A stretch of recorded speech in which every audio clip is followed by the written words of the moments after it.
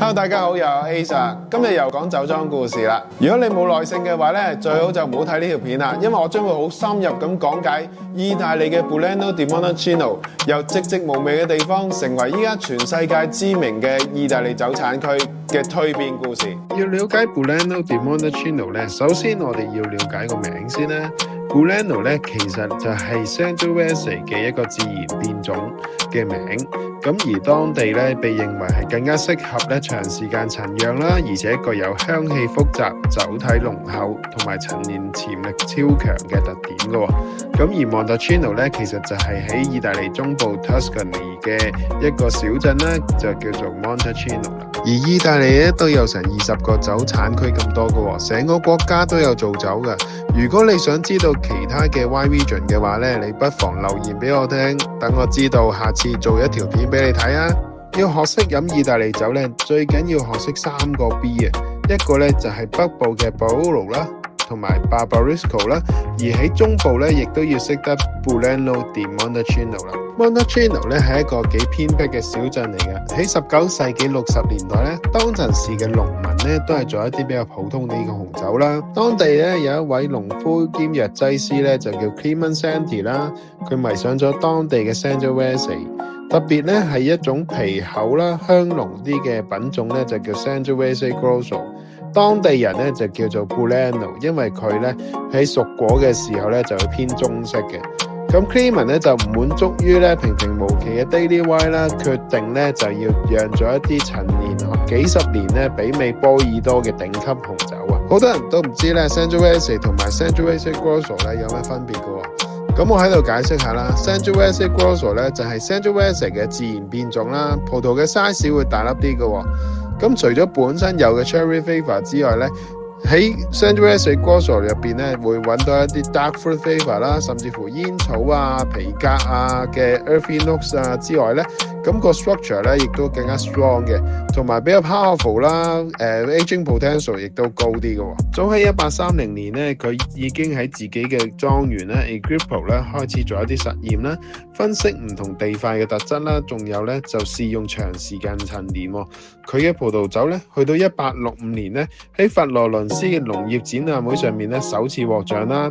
去到1867年咧直情出到去巴黎嘅世博會咧再次獲得獎項，跟住咧就令到 Montalcino 嘅葡萄酒嘅品質同埋潛力咧贏得咗國際嘅關注。去到1888年咧 Clement 嘅孫 Ferruccio Buondelmonte 就正式接手啦，推出第一瓶嘅 Brunello di Montalcino， 用100% 嘅 Sangiovese Grosso 釀造啦，大橡木桶陳年啦，酒風濃郁咧亦都內放，成為咗 Brunello 嘅起點，震懾咗酒界啊！而呢部咧正式名為 Beyond di Santi。去到1966年咧，意大利開始重視葡萄酒品質啦， Brunello di Montalcino 咧就攞到 DOC Denominazione di Origine Controllata 嘅高級認證。去到1967年咧，呢位仁兄 Silvio Lardi 都唔少嘢嘅，佢做咗啲咩呢？一陣再講啊！而佢都有咧幫手團結酒莊啦，推廣 Brunello 嘅，定晒嚴格規範啦，一定係100% 嘅 Sangiovese Grosso 啦，同埋至少5年嘅陳年時間啦，最少2年要喺木桶啦，同埋最少4個月咧要喺個樽度嘅。1980年咧 Brunello di Montalcino 就更上一層樓啦，攞到意大利最高等級嘅 DOCG 認證。Montalcino 嘅葡萄園咧由幾十公頃爆升到成1000公頃啦，由數十家嘅酒莊咧去到依家100幾家，酒評家咧開始瘋狂追捧啦，好似 Warburg Parker 啊、James Robertson 啊、James Suckling 咧都給予非常高嘅評分同埋讚美。呢個地方咧由鄉下酒咧就變成咗全球酒迷熟悉嘅高質酒區啊！啱啱聽我講完 Brunello di Montalcino 嘅歷史故事啦，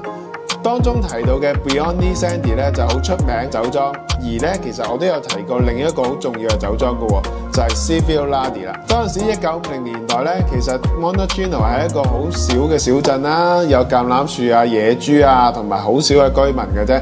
但係嗰陣時咧 Silvio Lardi 咧，其實佢住喺 Umbria 嘅，佢就過咗去 Montalcino 嘅小鎮咧，就買咗笪地啦，叫做 Castel di Bosco，就係咧佢其中一個好重要嘅 single vineyard 嘅酒莊啦。Silvio Lardi 咧其實唔係本地人啦，但係佢係 Montalcino 嘅第一個外來酒商喎。當陣時咧係一個爆炸性嘅新聞嚟嘅。但係 Silvio Lardi 咧就不以為意啦，佢好中意呢個地方，所以咧佢就繼續喺呢度釀酒啦。而其實佢嘅夢想咧，同 Biondi Sandy 一樣，想成為世界上最靚嘅 Brunello di Montalcino。喺1958年，佢第一款嘅葡萄酒就出咗世啦。去到1967年咧，佢直頭幫忙創立一個 Consorzio di Vino di Brunello di Montalcino， 係一個 Brunello 嘅葡萄酒協會啊。奠定咗當陣時啊 Brunello di Montalcino 喺世界上嘅高級葡萄酒嘅地位啊！咁去到1985年咧，阿 Silvio 咧已經77歲啦，但係佢有8個孩子，最細嗰個女咧就叫 Erminia Nardi。咁當陣時咧，佢只係得20歲左右嘅啫，但係咧佢同佢講：